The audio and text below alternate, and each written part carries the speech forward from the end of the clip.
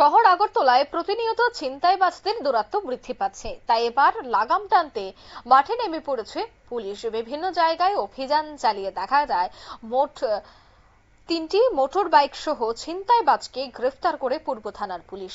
তারা হলেন ক্ষিতীশ সরকার, বিনয় সেন এবং অমিত দেববর্মা। শুক্রবার পুলিশ রিমান্ডের আবেদন জানিয়ে আদালতে তোলা হয় এবং তারা তিনজনই হচ্ছে শহর আগরতলায় কুখ্যাত চোর। কখনো বাইক চুরি, কখনো মন্দিরে চুরি করা, এ সমস্ত কাজে প্রতিনিয়তই কিন্তু লিপ্ত থাকতো এই তিন চোর। অবশেষে পুলিশের হাতেই ধরা পড়লো, পুলিশের জালে আটকা পড়লো এই তিনটি চোর। সাথেই মোটর বাইক উদ্ধার করা হয়েছে। তবে এই বিষয়ে কি বলছেন সদর এসডিপিও শোনাচ্ছি। সেটা সাকসেস করতে পেরেছে। ওর এগেইনস্টে 4টা ওয়ারেন্টও আছে। আচ্ছা, আমি এখন ঘটনা বলছি। গত 15-20 দিনের মধ্যে অন্তত দুই তিনটা বাইক চুরির মতো ঘটনা আমাদের কাছে রিপোর্ট হয়।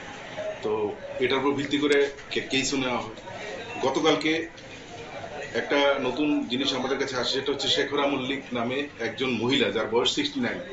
উনি ধলেশ্বর শান্তিনিকেতন যে সঙ্গীতের এটা আছে, ওটার পাশ দিয়ে যাচ্ছিলেন। তখন একটা গ্রুপ বাইক নিয়ে এসে ওনাকে ধাক্কা মেরে নিচে ফেলে দেয় এবং ওনার গলার হারটা ছিনতাই করে।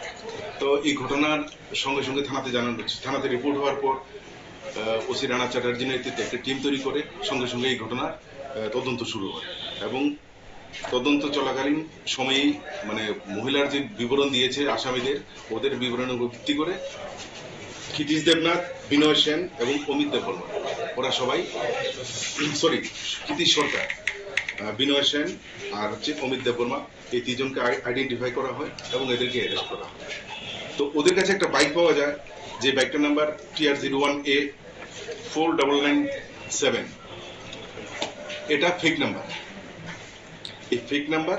তবে এই যে গ্রুপটা গত অন্তত 3-4 মাস যাবৎ শহরের বিভিন্ন জায়গায় বিভিন্ন ঘটনা সংঘটিত করেছে।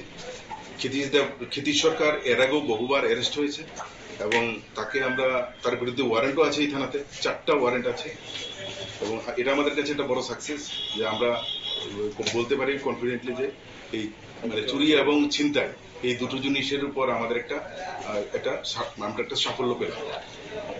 এবং এদের কাছ থেকে আমরা বাইকগুলি যে রাস্তায় বাংলাদেশে বা অন্যান্য জায়গায় সেল করা হচ্ছে, সেই জিনিসটা আমরা বার করতে সক্ষম হব।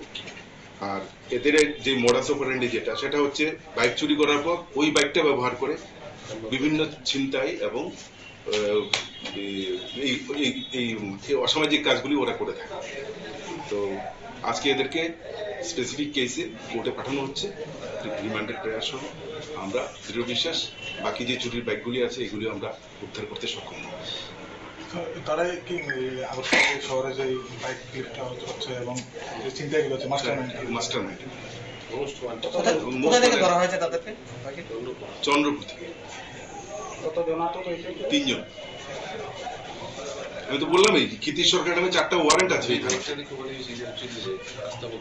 এই বাইকটা আস্তাবল থেকে চুরি হয়েছে, যেটা রিকভারি হয়েছে, এটাও আস্তাবল থেকে চুরি হওয়া বাইক।